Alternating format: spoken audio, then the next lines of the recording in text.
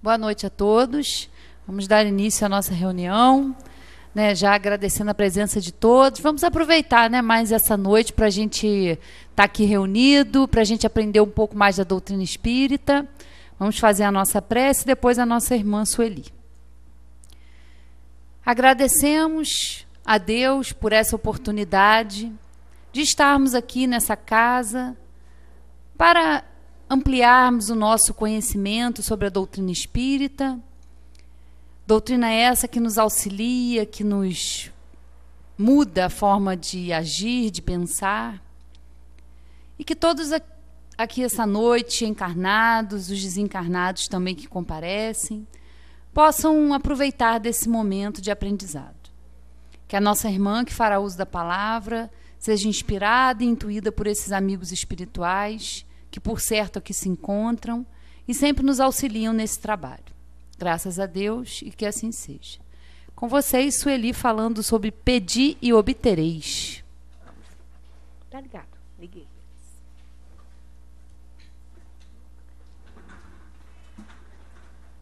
Uma boa noite para todos nós.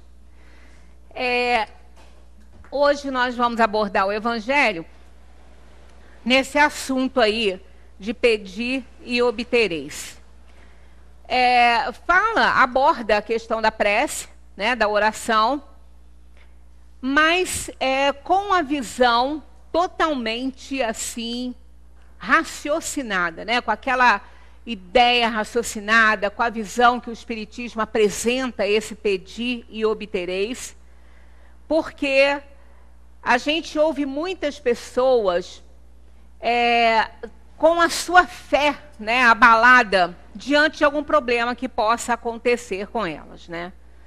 Porque às vezes a pessoa acha que porque tem fé, porque ora, porque faz prece, que nada de mal vai acontecer. Numa dessas idas minhas, eu estava fora da cidade aqui, estava lá embaixo, no Rio, aí estava conversando com uma pessoa e tinha uma outra falando sobre problemas de trânsito, muita coisa, muita gente sem noção, dirigindo, sem muitas condições e acaba prejudicando o outro, né? Porque às vezes, aí um estava falando assim, eu tenho medo dos outros, porque eu faço a minha parte, eu sei dirigir, tenho experiência de estrada, mas tem muito doido que vem e joga o carro para cima da gente e tudo. Aí a outra pessoa falou assim, eu não me preocupo com nada disso. Uma senhora. Nada. Por quê? Ao sair de casa, eu faço a minha prece, peço ajuda a Deus, tenho fé que com certeza nada de mal vai me acontecer. Eu fiquei quieta, fiquei na minha, porque não era o momento da gente ficar criando polêmica, né? Mas isso é o tipo da fé cega. Quer dizer, que aquela pessoa que ora, faz prece todos os dias, faz tudo direitinho, anda no trilho da obediência à lei divina, faz tudo que está de acordo, né, com o Evangelho. Se é que pode, né? Porque eu não vejo aqui nesse mundo de provação e expiação ninguém desse jeito, porque nós somos espíritos inferiores. Então, já começa por aí, já um pouco de equívoco aí, né? Se realmente vivenciasse o Evangelho, não ia estar aqui. Não ia estar nesse plano de provação e expiação, porque seria um espírito muito bom.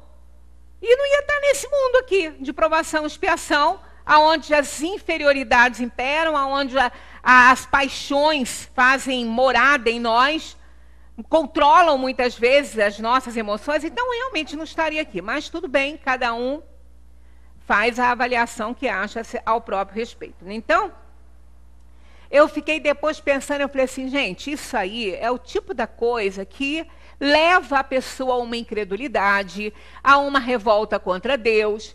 Por quê? Né? Sempre que eu falo sobre isso, eu lembro do Roberto Carlos. Eu sou até chata com esse exemplo, né?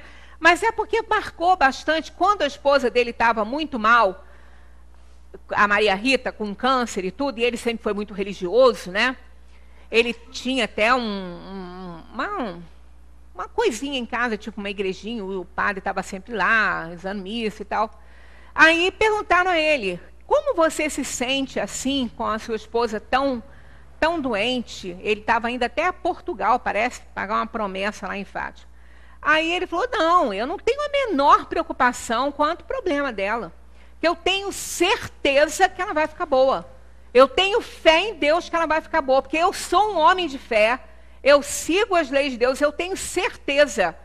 E eu oro, eu peço ajuda, eu tenho certeza que ela vai ficar boa. E não ficou. Por quê? Se fosse assim, todo aquele que ora, que faz prece, que tem fé, não vai morrer, vai ficar o quê? Para semente? Não vai acontecer nada com ele? Isso é uma fé cega. Né? A pessoa não tem, mas como é que pedi e obtereis? Nós vamos chegar, né? Nós vamos chegar. O Espiritismo traz para a gente, né, a elucidação necessária a esse respeito. Passado um tempo, a esposa dele morreu, passado muito tempo, porque acho que foi mais de um ano que ele apareceu na mídia, e fizeram a mesma pessoa que entrevistou ele antes, entrevistou depois, eu vi todas duas. E perguntou a ele, Roberto, você lembra? Ele falou assim, lembro sim. Ele falou, pois é, e agora? Você ainda é um homem de fé? Você ainda acredita como você acreditava antes, na força da prece, da oração e da fé? Ele falou, eu sou um homem de fé, sim. Eu acredito, sim. Só que agora, de uma forma diferente. Então, ele, naturalmente, durante todo esse tempo, procurou algo que pudesse ajudá-lo, né, a colocar as ideias em ordem. Então, isso dificilmente aconteceria com os espíritas. Porque entendem o que é ter fé, o que é fazer oração, fazer prece. Porque a pessoa que tem fé e que ora, ela não tem garantia de uma vida sem dor nem sofrimento. Quem disse que tem? Onde ela escutou isso? Onde ela leu que aquela pessoa, onde está escrito isso, que aquele que tem fé e que ora não vai ter nada de mal acontecendo com ele? Primeiro, que com a visão da doutrina espírita, esse negócio de mal acontecer com fulano, né, uma coisa de mal, não são males que nos acontecem. Começando por aí. Há uma explicação lógica que não são males. Nós é que vemos dessa maneira, mas não são males. Assim como aquela criança, se pudesse, né, protestar mais, quando ela é muito pequena nem pode, ela consideraria o pai muito mal.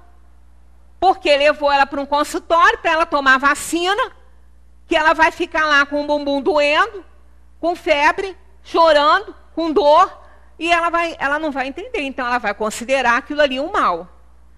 É um mal momentâneo para ela, para evitar um mal muito maior. Então a gente aprende no Espiritismo que realmente aquilo que nós chamamos de males acontecendo conosco, não são mais que as nossas dores e sofrimentos escolhidas por nós para um resgate de erros de dívidas passadas, que precisamos resgatar. Então já não são males, como aquele que trabalha dia e noite, cansado, adquirindo doenças até, perdendo até a saúde que tem, adquirindo doenças, porque ele tem que ganhar mais dinheiro para ele pagar uma dívida dele. Ele vai feliz, ele não considera que aquilo ali é ruim. Ele não, para outro, aos olhos de outra pessoa, ele é um doido, ele não pode fazer isso, ele está sofrendo. Para ele, não. Ele está fazendo certo, ele está ganhando o dinheiro que ele precisa para pagar a dívida dele. Então, ele não está sofrendo. Ele vai feliz da vida, grato por quem deu a ele essa oportunidade. Então, a visão do Espiritismo é muito diferente, né, da visão de uma pessoa que não tem uma fé raciocinada, porque nenhuma religião que eu saiba dá essa garantia aos seus crentes. Que eu saiba, não. Porque se der, está errado, porque não pode dar. Primeiro que a vida tem um ciclo a se vencer.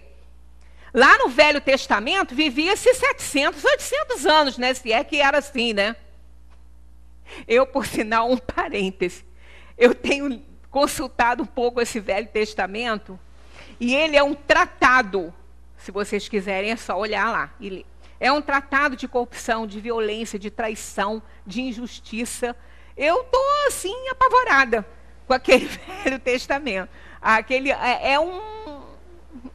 E ela parecia natural naquela época lá. Tudo parecia natural, né? Então, quer dizer, a gente vê que realmente a visão do Espiritismo é muito diferente sobre essas questões. Então, vamos analisar. Em várias passagens do Evangelho, várias passagens mesmo, encontramos relatos assim. E Jesus dirigiu-se ao monte para orar. Jesus deixou os discípulos e foi orar. Jesus levantou-se alta madrugada e foi para um lugar deserto orar. Jesus passou a noite orando a Deus. E aos discípulos recomenda a oração para curar enfermidades, afastar espíritos impuros e combater as tentações do mundo. Então a gente vê que a oração é muito importante. Jesus, que era Jesus, fazia isso. Por que nós não vamos achar isso importante e fundamental até para a nossa experiência aqui na Terra, para a nossa vivência aqui nos nossos momentos, todos eles, tanto de alegria quanto de tristeza, né? Mas recomenda a todos, né, aos discípulos e a todos.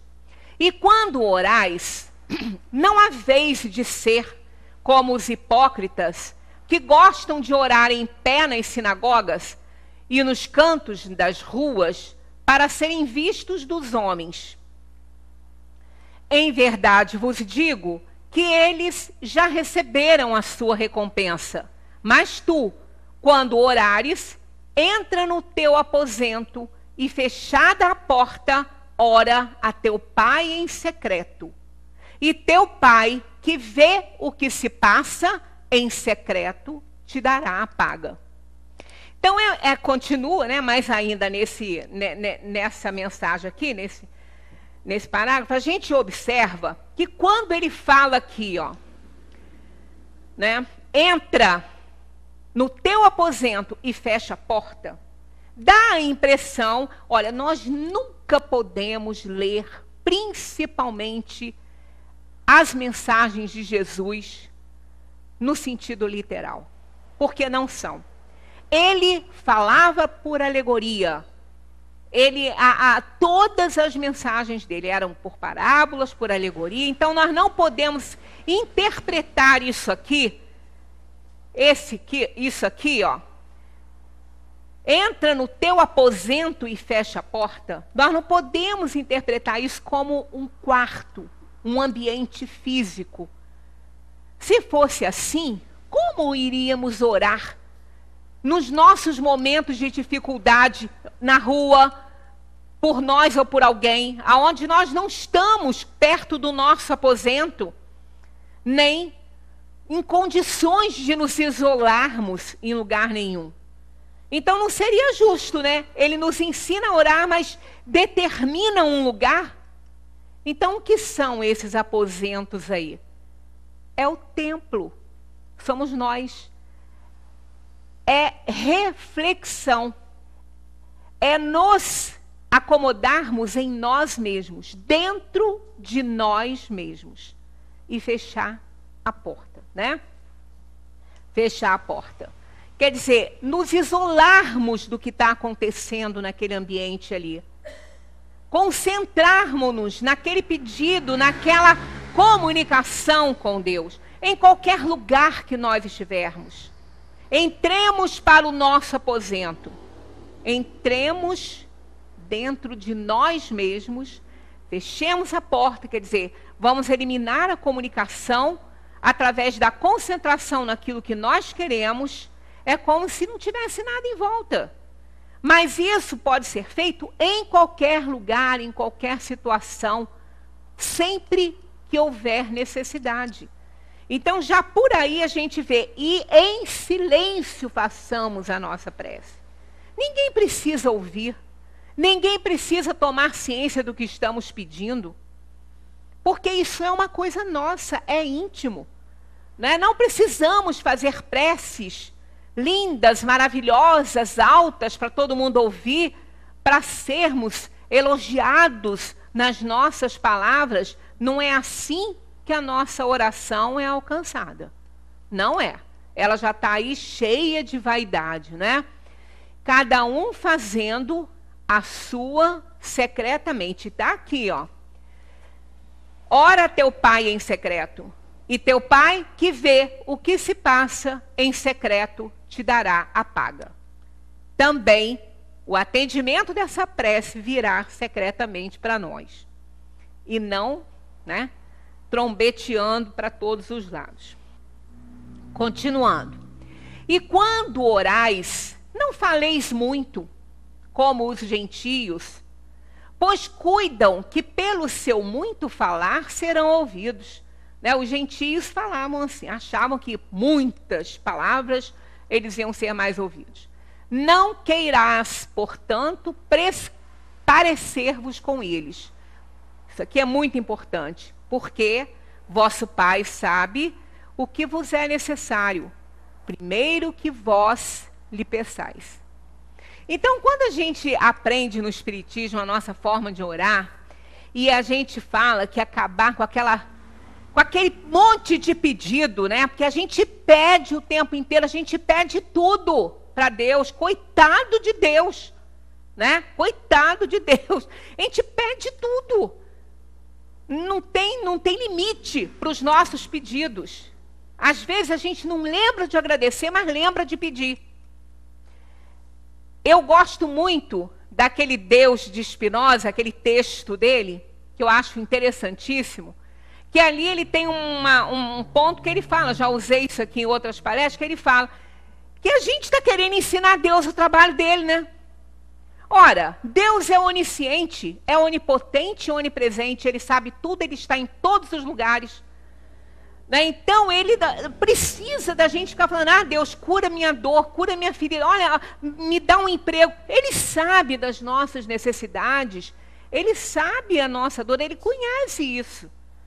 Né? Muito mais que nós. Por isso que esse pedir e obtereis, na visão da doutrina espírita, é bem diferente. Porque a gente não sabe o que pede. Às vezes a gente está pedindo alguma coisa da qual não precisamos. E deixa de pedir outras que precisamos e nem sabemos. Mas ele sabe e vai nos atender de acordo com as nossas necessidades.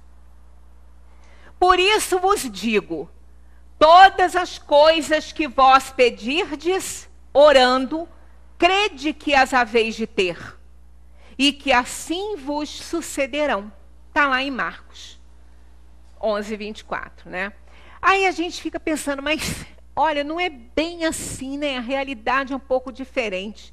Poxa, eu rezo tanto, eu peço tanto, mas parece que Deus não me ouve. Parece que Deus não me atende.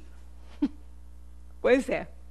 Eu sempre falo aqui que Oscar Wilde, ele tem essa frase que eu adoro, e que ele diz assim, que quando os deuses querem nos punir, atendem às nossas preces, quando querem nos punir. Então, a gente fica naquele questionamento, né? Porque não é bem assim, parece que não é bem assim que as coisas acontecem. Aí a gente faz essa pergunta aqui. Será que Deus atende mesmo às nossas orações? E é o próprio Jesus que responde para a gente, olha aí, ó. Jesus disse, em certa cidade havia um juiz que não temia a Deus, nem se importava com os homens. E havia naquela cidade uma viúva que se dirigia continuamente a ele, suplicando-lhe, faz-me justiça contra o meu adversário. Por algum tempo ele se recusou, mas disse a si mesmo, embora eu não tema a Deus e nem me importe com os homens, esta viúva está me aborrecendo. Vou fazer-lhe justiça para que ela não venha me importunar. Olha só, né? E Jesus continua dando a sua lição. E o Senhor continuou, ouçam o que diz o juiz injusto. Acaso Deus não fará justiça aos seus escolhidos, que clamam a Ele dia e noite? Continuará fazendo-os esperar? Eu lhes digo, Ele lhes fará justiça e depressa. Contudo, quando o Filho do Homem vier, encontrará fé na terra? Né? As pessoas, elas, né, são imediatistas, querem os resultados para aquilo que elas desejam, seja o que for, né? Mas são palavras de Jesus, está aqui, ó. Ele lhes fará justiça e depressa. Vai atender depressinha. Fé. Ele pergunta, e terão fé? Né? Quando o Filho do Homem chegar, terão fé? Por quê? Se eu não tiver fé, não adianta orar, não adianta rezar, não adianta fazer prece. Eu não tenho fé nisso. Eu acho que Deus não vai me atender. Para que eu vou ficar lá rezando? Né? Igual aquele homem que encontrou o outro e falou, não posso parar com você agora que eu tenho que orar. Eu rezo dia e noite, eu rezo. Mas, e aí, está dando certo? O outro pergunta para ele, ele diz, mais ou menos, quase nada. Aí ele falou, mas eu rezo o dia inteiro. Ele falou assim, você já experimentou rezar menos e orar mais? Né? Porque às vezes você não está nem conectando o que você está pedindo. Experimenta não rezar tanto e fala, deixa seu coração falar. Fale vagarosamente, refletindo aquilo que você está pedindo, pensando que isso está chegando no seu destino, que com certeza vai ser melhor para você, você vai ter melhor resultado. Depois ele encontrou com um cara e disse que realmente ele se sentiu bem melhor e achou que valia mais a pena dessa forma. Então as pessoas não têm noção, elas querem pedir, né? E não têm noção daquilo que estão pedindo, não tem fé. Se não tiver, não adianta. Vai rezar dia e noite e não vai dar certo, porque ela não vai movimentar as forças necessárias para que a sua oração, sua prece, chegue ao destino. Fé, o que é isso? Né? Porque eu preciso ter fé. Então, o que é fé? É outra coisa que o Espiritismo elucida muito bem. Fé é confiança, crença, credibilidade em alguma coisa, no geral. A fé é um sentimento de total crença em algo ou alguém, ainda que não haja nenhum tipo de evidência que comprove a veracidade da proposição em causa, o que pode levar a uma fé cega. Então as pessoas falam, eu tenho fé, mas como assim? Você tem fé em quê? Na justiça de Deus, na bondade, em que você tem fé? Então a gente tem que determinar. Não é? Porque as religiões, elas não dão garantia de fé a ninguém. Nem podem, né? De forma nenhuma. O Espiritismo nos ensina uma fé raciocinada. Aquela que tem a verdade por base. É a única que tem o futuro assegurado, porque nada deve temer do progresso do conhecimento, já que o verdadeiro, na obscuridade, também o é a plena luz. A fé não se prescreve, mas se adquire, e não há ninguém que esteja impedido de possuí-la, mesmo entre os mais refratários. Falamos das verdades espirituais fundamentais e não desta ou daquela crença particular. Então, essa pessoa que acha que ela, orando, fazendo uma prece, pegando o carro e saindo, ela tem absoluta certeza que nada de mal lhe vai acontecer. Olha, será que ela acredita nisso mesmo? Ela tem fé nisso? Porque ela não está raciocinando.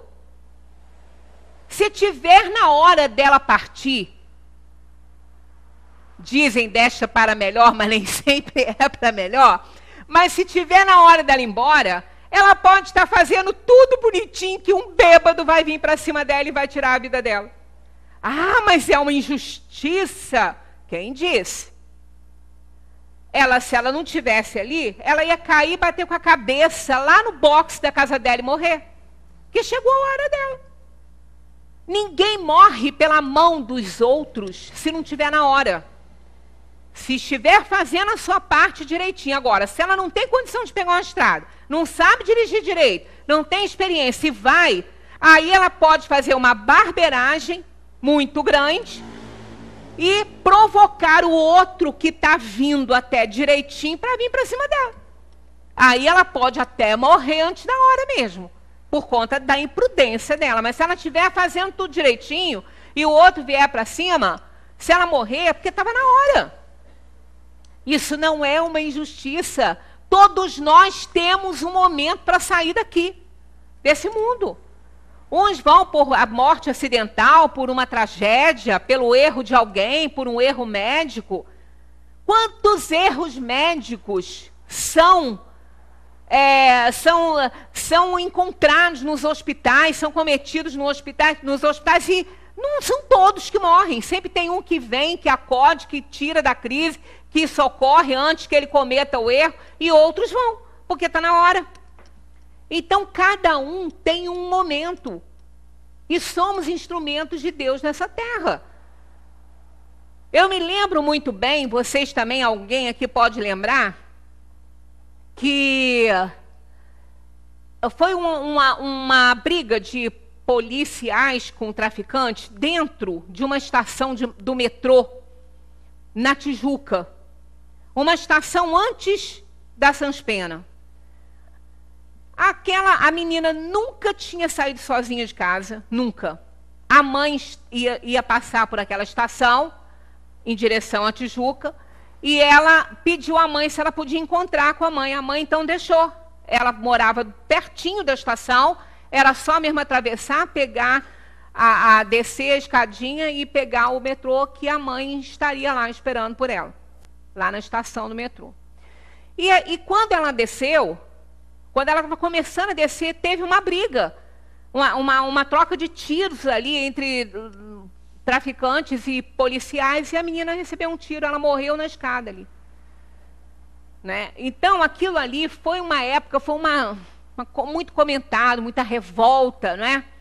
Ora, aquela menina nunca tinha saído de casa, aí todo mundo, onde estava o anjo da guarda dela, que não socorreu ela? Onde estava Deus? Estava ali com ela. O anjo da guarda também estava ali com ela, sustentando ela naquele momento difícil do desligamento, porque chegou o momento dela. Ela escolheu essa morte trágica para ela. Chegou o momento dela partir. E assim ela foi. Né? Dizer que o próprio anjo da guarda pode ter direcionado ela para lá, pode escandalizar muitos, mas ele fez o trabalho dele, porque estava no momento dela, e ele ali junto com ela, cumprindo uma missão dele, de sustentá-la. E a gente vai chegar numa página que fala sobre essa missão aí do anjo da guarda. Então, a doutrina espírita nos mostra de uma maneira muito mais lógica para eu ter fé em quê? Se eu não tenho garantia de nada, adianta então eu fazer prece? Adianta eu orar? Claro que adianta. Porque quando nós oramos, nós nos conectamos com os superiores, com Deus, com os espíritos bons, que vão fazer uma conexão conosco e vão evitar tudo que nós não tivermos que passar. Eles vão nos ajudar. E vão nos ajudar a passar os nossos momentos de aflição, se tivermos que passar. Então, qual é a garantia da nossa fé e da nossa prece? A fé me garante que eu jamais estarei abandonada por Deus. Que eu nunca estarei abandonada à própria sorte. Que seja qual for a situação que eu tiver que passar, de dor, de sofrimento, de alegria, seja ela qual for, eu estarei amparada pelo meu Pai, que me ama incondicionalmente, e ama todos nós. Isso sim, essa é a garantia da fé. A fé raciocinada, que eu jamais estarei entregue à própria sorte, jamais estarei só em momento nenhum da minha vida. Eu estarei sempre amparada com o meu anjo da guarda me ajudando, evitando o que tiver que evitar e me sustentando naquilo que eu não puder evitar. Então, essa sim, essa é uma fé raciocinada. Eu oro sim, porque oro para passear, oro para viajar, oro para trabalhar, não importa, porque eu tenho certeza que eu, conectada com o meu anjo da guarda, com os espíritos superiores, eles vão me ajudar a evitar os males pelos quais eu não tiver que passar, mas vão me sustentar nas dores que eu tiver que enfrentar. E essa é uma garantia.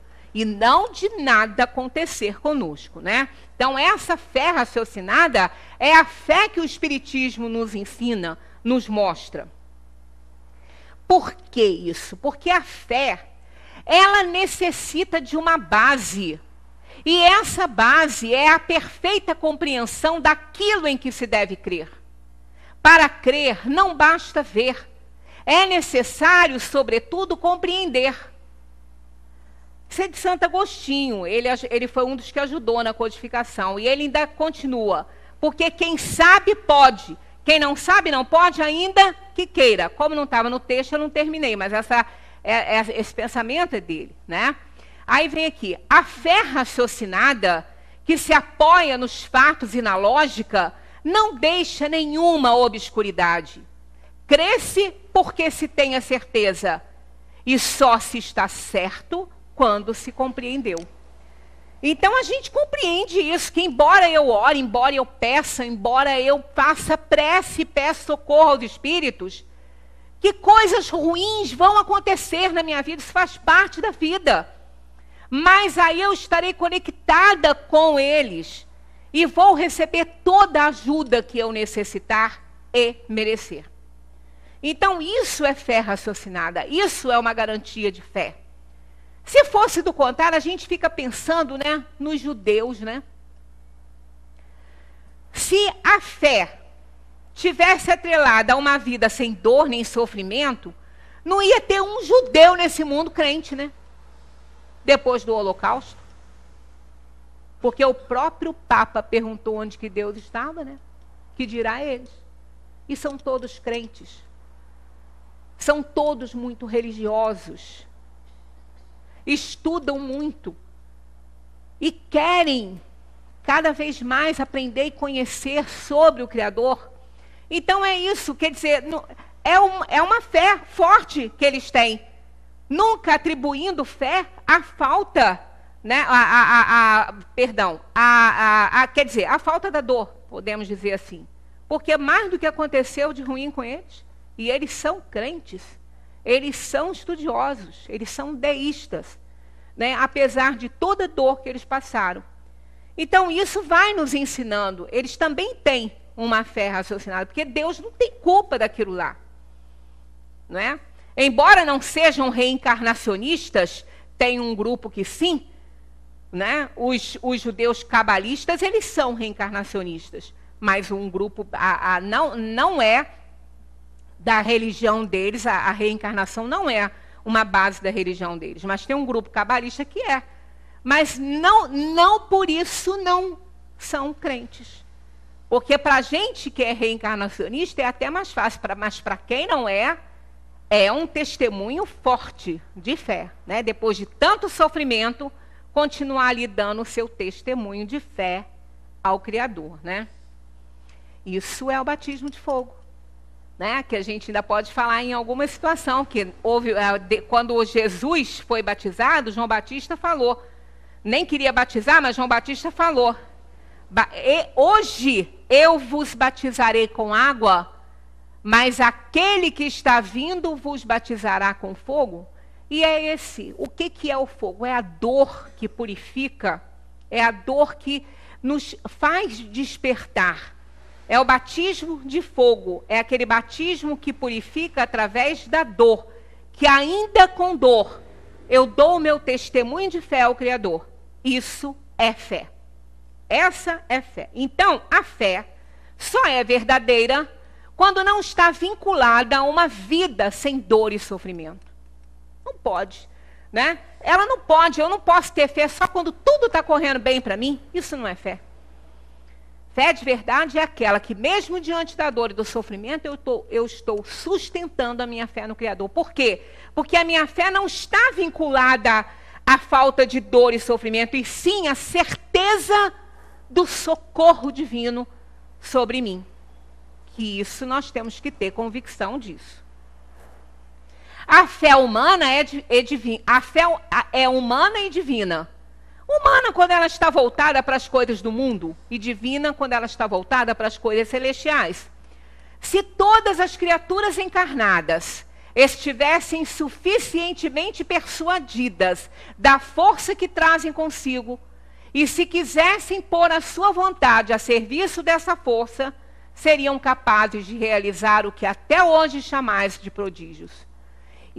E que é simplesmente o desenvolvimento das faculdades humanas. Se nós soubéssemos da força que a gente tem, né? E o quanto o nosso anjo de guarda pode nos ajudar. A gente associa anjo de guarda à criança, né? Mas quando nós fomos criados simples e ignorantes, Deus colocou um espírito para nos guiar. E às vezes eles nos seguem há várias encarnações. É trabalho dos espíritos. E é um espírito superior a nós. Porque ele não pode ter os mesmos desejos e inferioridades que a gente tem. Para nos aconselhar, ele tem que ser superior. Né? Então não existe essa de anjo da guarda fraco. Anjo da guarda é forte. Fracos somos nós quando não nos ligamos com ele. Quando não fazemos prece a eles, pedindo que eles estejam sempre junto de nós. Ah, mas eles não estão? Se eu não pedir, estarão, mas eu não o perceberei. Se eu não me ligar com ele, eu não vou perceber a sua presença. Então, por isso que a prece é extremamente importante. A prece é uma invocação mediante a qual o homem entra pelo pensamento em comunicação com o ser a quem se dirige. Dirigindo o pensamento para um ser qualquer na Terra ou no espaço, de encarnado para desencarnado, ou vice-versa, uma corrente fluídica se estabelece entre um e outro, transmitindo de um ao outro o pensamento como o ar transmite o som, através do fluido cósmico universal. Nós estamos mergulhados no fluido cósmico universal, embora estejamos encarnados, isso não nos impede. É um oceano que preenche todos os espaços, que preenche o universo. É a matéria-prima de onde o universo foi formado. É desse fluido cósmico que tudo sai. E ele é o veículo de transmissão do pensamento.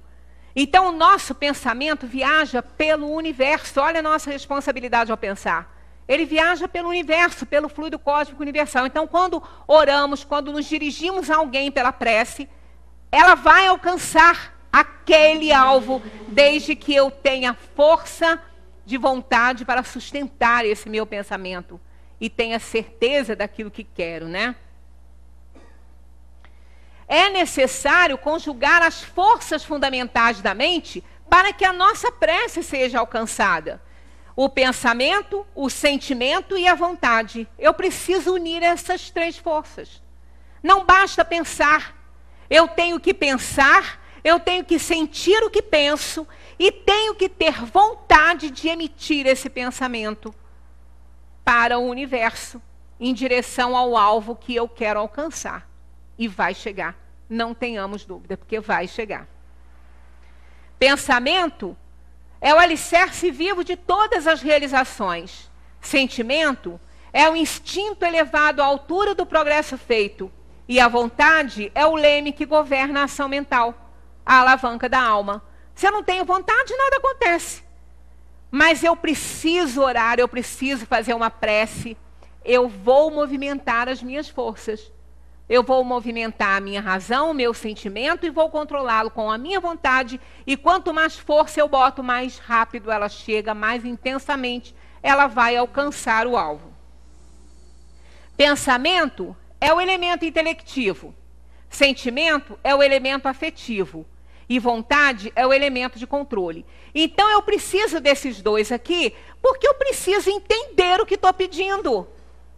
A maioria não entende o que pede.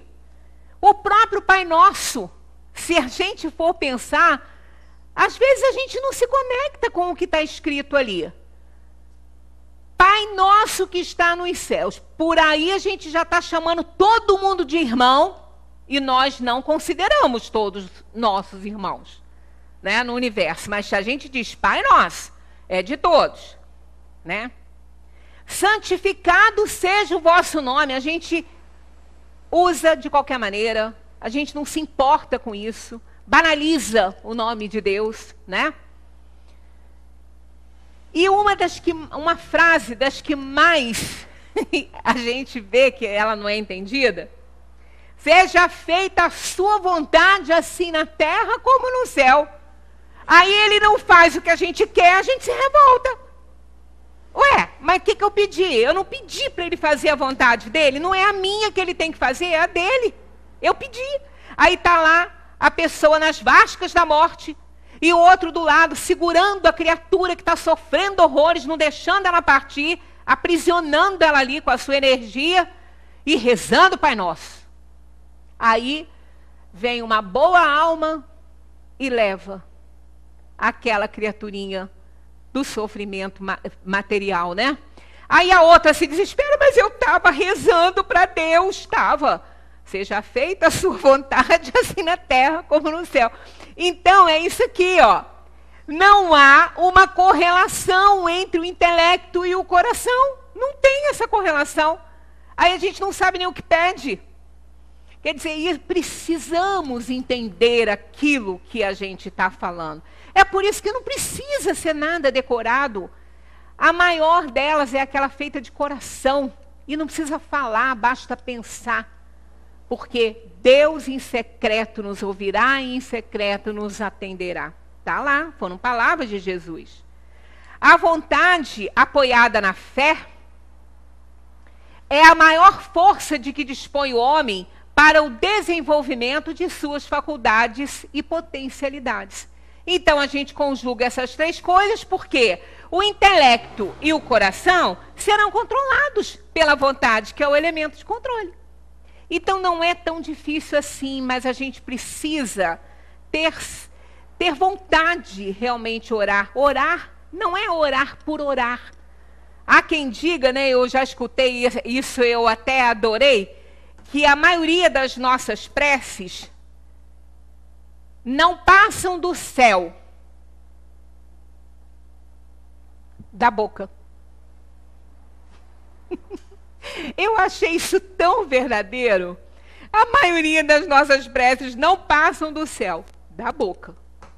Não vão ao coração, não vão à mente. Então, ó, aí a pessoa não é atendida e não pode nem reclamar, né? A prece não é movimento mecânico de lábios, nem disco de fácil repetição no aparelho da mente. Ela é vibração, energia e poder. Aí sim, une isso aí para ver se ela não chega. Claro que chega. A energia da corrente está na razão direta da energia do pensamento e da vontade. É assim que a prece é ouvida pelos espíritos onde quer que eles se encontrem. É assim que os espíritos se comunicam entre si, que nos transmitem as suas inspirações e que as relações se estabelecem à distância entre os próprios encarnados. Vocês nunca tiveram essa experiência de estar querendo muito encontrar com alguém, com saudade de alguém que mora longe, né? E a pessoa não pode estar sempre perto, aí começa a pensar, isso é uma prece. É uma prece. A gente está querendo, tem vontade de ver essa pessoa, né? Então a gente não está nem achando que está orando, mas está no seu íntimo, pensando, mandando amor, mandando afeição, querendo estar perto, né? E às vezes a outra pessoa, às vezes não, provavelmente a outra pessoa, se ela estiver nessa sintonia, ela vai receber o mesmo pensamento. Às vezes até telefone, fala, poxa, fulano, me deu uma saudade de você agora. É porque chegou. Chegou através do fluido cósmico universal. Esse, ó, não precisa de antena, nem de fibra ótica, de cabo, nada disso. Esse é o mais moderno que tem, esse aparelho celular. Porque é a mente e a fibra ótica é o fluido cósmico universal. Que não tem tempo ruim, que não tem tempestade, que não tem nada para desligar os cabos, né? é o que liga esse cabo? É a nossa vontade, que controla o intelecto e o sentimento, né? A prece é um ato de adoração. Orar a Deus é pensar nele, aproximar-se dele, pôr-se em comunicação com ele. Olha que coisa maravilhosa. A gente, quando ora a Deus, nós estamos estabelecendo uma conexão com o Criador do universo. Pensa, vamos pensar que coisa grandiosa é essa. Deus tem seus funcionários, entre aspas, digamos assim. Porque a nossa vibração, a nossa prece, ela caminha pelo fluido cósmico. E os espíritos vão nos socorrer, com certeza, vão nos ajudar. De uma forma ou de outra, eles vão encontrar uma forma de nos ajudar. E vão fazê-lo. Então não é Deus que vai se ocupar de todas as coisas. Deus é o Criador. Quando nós nos conectamos com Deus, nós estamos nos conectando com o universo superior, com essa força criadora, e que vai nos socorrer, não tenhamos dúvida disso. Através da prece, a gente pode louvar, pedir e agradecer. Só que a gente fica aqui, ó. É uma pedição de emprego. Pede-se até para o outro acabar com o casamento, porque ela está interessada no marido da fulana ou na mulher do fulano. Pede-se tudo. Pede-se as coisas mais bizarras do mundo. É uma coisa engraçada, que outro dia uma amiga minha estava pedindo uma coisa. Eu falei, não, eu não estou acreditando que você está pedindo uma coisa dessa para Deus, pelo amor de Deus. Eu acho que eu vou... Como é que eu sou tua amiga, hein? Você está pedindo isso para Deus? Ela, eu preciso. Eu falei, Jesus, tem de piedade dessa alma, né? Ainda bem que Deus não escuta essas coisas. Porque conhece muito bem quem nós somos, né? Mas é uma pedição como se nós soubéssemos muito mais fazer o trabalho de Deus. E Ele não sabe. Louvar. Vocês ouvem muita prece louvando Deus? Deus também não está muito interessado nisso não, porque Ele não é vaidoso. Para ficar dizendo que Ele é maravilhoso, que Ele é bom, que é fiel, que é não sei o quê. Ele não está interessado nisso. Nessa ideia que a gente tem. Mas até na própria casa espírita, a gente não tem muito hábito, assim, a gente vê as preces que começam reuniões, que terminam reuniões, a gente agradece muito e pede, mas louvar a gente quase não vê, né? E como que seria uma prece para louvar a Deus, né? É uma prece de agradecimento até por toda a criação. Porque quando nós nos dirigimos ao Criador e damos a conhecer a Ele o valor que a gente dá a tudo que Ele criou, isso é louvar a Deus. Porque Ele é o Criador de todas as coisas. Não precisamos dizer que Ele é fiel, que Ele é bom, que Ele é justo. Né? Isso aí.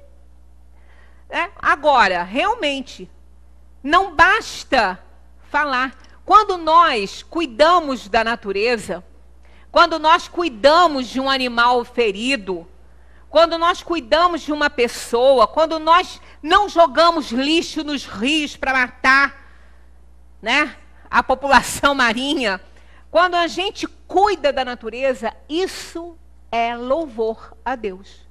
Isso é cuidar da criação. Isso é louvar Deus. Que louvar Deus até o céu da boca não adianta. A gente precisa louvar Deus cuidando de tudo que Ele criou, na sua infinita sabedoria. É prece. Aquele que cata lixo no chão, que não polui rios, que cuida de... Ele está em prece. Ele está louvando Deus. Ele está cuidando da criação. A gente não se toca muito nessas coisas, mas é. Então a gente pode louvar, pedir e agradecer. Deus não liga para os nossos pedidos, não. A gente pode pedir.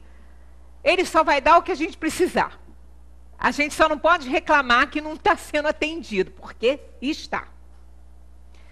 Aí a gente fica raciocinando, né? Vamos pensar, por tudo que a gente já viu aí. Será ilógico será ilógico concluir-se desta máxima: aquilo que pedirdes pela prece vos será dado, que basta pedir para obter, e injusto acusar a providência se ela não atender a todos os pedidos que lhe fazem, porque ela sabe melhor do que nós o que nos convém. Assim procede o pai prudente que recusa ao filho o que lhe seria prejudicial. O homem, geralmente, só vê o presente, mas se o sofrimento é útil para a sua felicidade futura, Deus o deixará sofrer, como o cirurgião deixa o doente sofrer a operação que deve curá-lo. Então, quando a gente acha que Deus não está atendendo às nossas preces, Ele está nos socorrendo, mas não da maneira que a gente acha que deva ser. Não da maneira que a gente deseja. Por isso é que pedir e obtereis, vamos obter sempre o socorro espiritual. Mas às vezes aquilo que a gente está pedindo não é o que nós precisamos. Não é aquilo do que necessitamos. Eu me lembro muito de uma história, que eu tinha alguns livrinhos de história quando a gente fazia evangelho no lar, quando os meninos eram crianças, assim, jovenzinhos. Tinha muitas historinhas, e eu vou voltar a esses livrinhos e vou separar, porque historinhas interessantes. Uma senhora, eu já contei essa aqui, essa de vez em quando eu lembro dela, uma senhora orava sempre porque tinha um filho tão doente. A criatura sofria tanto, ele tinha dores horríveis, ele era uma doença atrás da outra, melhorava de uma coisa, vinha outra. Ele era muito, mas muito doente. E aquela mãe, devotadíssima àquele filho, tinha outro, né, que nem morava mais com ela, e ela desesperada, pedindo ajuda, pedindo para ele melhorar, para Deus não mandar mais nenhuma doença para ele, e que Deus olhasse por ele. Aí ele teve mais uma outra doença que quase fez ele morrer, quase matou. Aí ela, revoltada, falou: nunca mais eu rezo para Deus, nunca mais eu faço oração, porque Deus não me ouve, Ele não gosta de mim nem do meu filho, eu não vou mais orar, estou revoltada. Ela adormeceu naquela noite lá perto do filho, que estava bem doentinho, e sonhou. Nesse sonho, um espírito veio dizer para ela que ela se acalmasse, porque ela estava sendo atendida sempre, que as preces dela estavam chegando sempre, que nunca, ainda mais uma mãe pedindo pelo seu filho, claro que a prece estava sendo atendida. Ela falou: mas como assim? Ele só piora, cada prece que eu faço, ele piora. É igual aquele que quanto mais eu rezo, mais sobração me aparece. Ela só faltou falar isso, mas ela falou: quanto mais prece eu faço, mais doente ele fica. Aí o Espírito explicou para ela: ele está resgatando, cumprindo as suas escolhas antes de reencarnar. Tanto que ele era feliz. Ele não era revoltado igual ele falava: mamãe, se acalma. Ela ficava até irritada com ele. Isso vai passar, isso é momentâneo, isso vai passar. E ele vivia rindo, cantando, apesar dos problemas todos. Mas ela, revoltada. Aí ela falou: então como que vocês estão atendendo as minhas preces? Aí o Espírito falou: elas vão todas para o seu outro filho. Para o meu outro filho, rico, bem-sucedido, empresário, que ele está precisando de prece, coisa nenhuma, ele não tem nem nada, nenhuma dor de cabeça. Ela falou: pois é. Mas ele perdeu o endereço de Deus. Ele não conhece mais a casa de Deus. É para ele que todas as suas preces vão, porque o doente aqui é ele, e não esse que está na sua companhia. Então, essa historinha, na época, me tocou bastante, porque a gente vê, a gente não sabe nada. A gente não entende nada. Realmente, a gente não entende nada. né? Então as preces eram ouvidas, mas eram direcionadas para quem precisava. E aquele ali era feliz, né?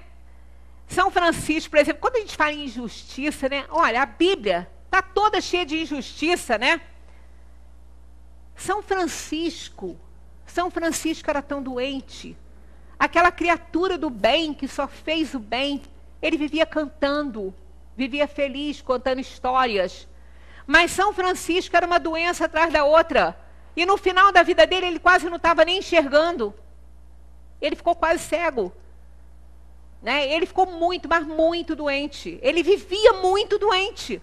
E, no entanto, aí, aos olhos leigos, onde está a justiça de Deus? Que não curava São Francisco, como nem Jesus curou todos. A Bíblia é cheia de dor, sofrimento e injustiça. Ninguém se deu bem ali. A começar pelo mestre, né? Que foi preso na cruz, né? Que foi crucificado e lancetado, né? A gente quer o quê? Quer passar pela vida em brancas nuvens, como disse Francisco Otaviano, né? Em plácido repouso adormecer? E nunca sentir o fio da desgraça? Passar pela vida e não viver? Ser espectro de homem e não ser homem, porque passa pela vida e não vive. Então a gente não tem esse direito de ficar cobrando essas coisas. Somos espíritos inferiores, cheios de mazelas, cheios de maldade ainda. Esse Pai Nosso não é nosso coisa nenhuma, é meu, né? É meu. Aí a gente quer o quê? Né? A gente quer uma pílula mágica. Quer se dar bem, mas não é por aí que as coisas acontecem. Então, o pedir e obtereis é uma realidade, mas não é aquilo que a gente deseja, né? Que deve entender por anjo da guarda, né? Que se deve entender por anjo da guarda? Olha, a gente passa por essa questão e não atenta, que tem que me livrar de todo o mal. Quem disse? Aonde está escrito isso? Porque não está. Olha aqui. Que se deve entender por anjo da guarda? O espírito protetor de uma ordem elevada. Portanto, não precisa acender vela para anjo da guarda, porque quem precisa de luz somos nós, ele já tem. Né? E se ela apagar, não pensem que ele não vai cuidar da gente, que a gente vai morrer, porque isso não vai acontecer, porque isso é uma crendice. Uma pessoa muito chegada ligou lá para casa desesperada, que acendeu uma vela para o anjo da guarda e a vela apagou. Eu vou morrer. Eu falei, quem disse? Porque a vela apagou. Eu falei, porque a janela devia estar acesa, deu uma corrente de ar. Eu falei, minha filha, pelo amor de Deus, raciocina, né? Então, olha aqui. Qual a missão do espírito protetor? A de um pai para com os filhos. Qual é a missão de um pai para com os filhos? Conduzir o seu protegido pelo bom caminho. Ajudá-lo com os seus conselhos. Consolá-lo nas aflições e, olha aqui, sustentar sua coragem nas provas da vida. É para isso. Ele está dizendo aqui que vai nos livrar das doenças? Dos males? Não. Ele está para nos ajudar, nos auxiliar. E nós deveríamos pedir mais proteção a ele, porque a gente se conecta. Ele dá, mesmo que a gente não peça, mas conectando é muito mais fácil, né? O que Deus lhe concederá se pedir com confiança? Quando a gente faz as nossas preces, o que a gente pode pedir para Deus? Isso aqui, ó. Coragem, paciência e resignação. E o que ainda lhe concederá são os meios de se livrar das dificuldades, com a ajuda da ideia que lhe serão sugeridas pelos bons espíritos, de maneira que lhe restará o mérito da ação. Então, ele não vai deixar tão clara essa ajuda, mas ele vai deixar para nós o mérito da ação, de encontrarmos a saída sob a orientação não só do anjo da guarda, quanto também de outros espíritos. Deus assiste aos que se ajudam a si mesmos. Segundo a máxima, ajuda-te e o céu te ajudará. e não aos que tudo esperam do socorro alheio, sem usar as próprias faculdades. Ficam lá chorando, sentados. O sujeito quer um emprego. Ele quer um emprego. Não sei se ele quer trabalho, não, mas ele quer um emprego. Aí ele fica sentado no sofá, e todo mundo que chegou, olha, eu preciso tanto de um emprego, eu quero um emprego. Lá sentado ele não vai conseguir. Se ele sair para procurar, pode ser. Mas não vai conseguir sentado, né? Então tem que fazer a nossa parte. Mas na maioria das vezes, preferimos ser socorridos por um milagre, sem nada fazermos. Tomemos um exemplo. Um homem está perdido num deserto, sofre horrivelmente de sede, sente-se desfalecer e deixa-se cair ao chão. Ora, pedindo ajuda a Deus e espera. Ora, pedindo ajuda a Deus e espera. Mas nenhum anjo vem lhe dar de beber. No entanto, um bom espírito lhe sugere o pensamento de levantar-se e seguir determinada direção. Então, por um impulso instintivo, digamos, melhor dizendo, né, reúne suas forças, levanta-se e avança ao acaso.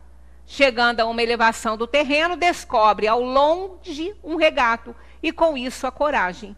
Ele não baixou ali com um copo d'água para ele, mas ele intuiu essa pessoa a procurar, mostrando-lhe o caminho certo através da intuição, para que dele também fosse o mérito.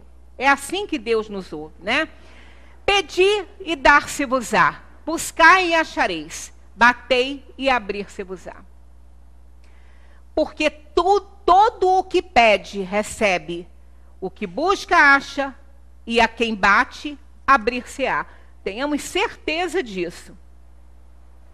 Ou qual de vós, porventura, é o homem que, se seu filho lhe pedir pão, lhe dará uma pedra? Ou, porventura, se lhe pedir um peixe, lhe dará uma serpente? Pois se vós outros, sendo maus, sabeis dar boas dádivas aos vossos filhos, quanto mais vosso Pai que está nos céus dará boas dádivas aos que lhe pedirem. Se a gente não nega uma ajuda a um filho, porque Deus vai nos negar, né? Não precisamos pedir muito, mas agradecer sempre. Deus conhece a nossa dor e nunca vai nos abandonar. Precisamos estar atentos aos sinais desses cuidados que Ele tem conosco. Deus se utiliza de todos os seres e de todas as coisas para nos socorrer em nossas aflições. Nunca me esqueci de uma coisa que uma amiga me contou. Ela estava desesperada num momento muito triste da sua vida. Estava entrando numa depressão, achando que era esquecida do mundo, principalmente de Deus. Ela estava dentro de estava muito ruim mesmo, ela estava até com pensamentos suicidas. Dentro de um ônibus, em Niterói, aquele trânsito maravilhoso que aquela cidade tem, ela disse que ali querendo morrer. Aí o ônibus parou, né, com o trânsito impedido, aí ela olhou assim para fora, para a paisagem, tinha um outdoor enorme lá, todo azul, e só tinha uma frase escrita assim: Lúcia, eu te amo. Algum namorado botou ali para alguma moça, né? E o nome dela é Lúcia. Então, ela falou que aquilo entrou nela, assim, dando uma paz tão grande. Ela falou, olha, foi o maior remédio que eu tomei na minha vida. Quer dizer, ela foi atendida nas preces. Ele usou aquele outdoor. Trânsito parou ali, ela olhou lá para fora e viu isso escrito. E ela ficou muito bem, né? Foi buscando ajuda e foi melhorando, e assim as coisas acontecem, né? Lembremos que somos instrumentos de Deus sobre a terra, que as criaturas são utilizadas por Ele para atender às nossas preces.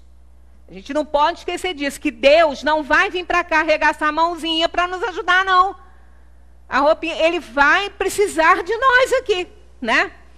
Inúmeras pessoas estão suplicando algo a Deus todo o tempo. Logo, no mesmo instante que pedirmos, ofereçamo-nos para ajudar aqueles que precisam da nossa ajuda para terem suas preces atendidas. Porque da mesma maneira que eu vou precisar de alguém me socorrer para eu ser atendida nas minhas preces, outras pessoas estão suplicando a mesma coisa, um socorro espiritual.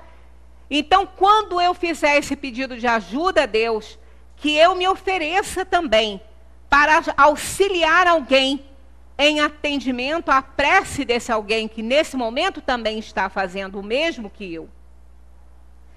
Que tenhamos ouvidos de ouvir, olhos de ver, coração para perceber e receber, mas acima de tudo, resignação para entender e esperar o tempo de Deus, que não é o nosso. Né? Muita paz para todos. Façam suas orações sempre, em qualquer momento. Não se preocupe em incomodar Deus, porque Ele não é aquele juiz. Ele não vai se sentir incomodado, nem o anjo da guarda, nem os espíritos vão se sentir felizes por sentirem essa conexão conosco. Muita paz para todos.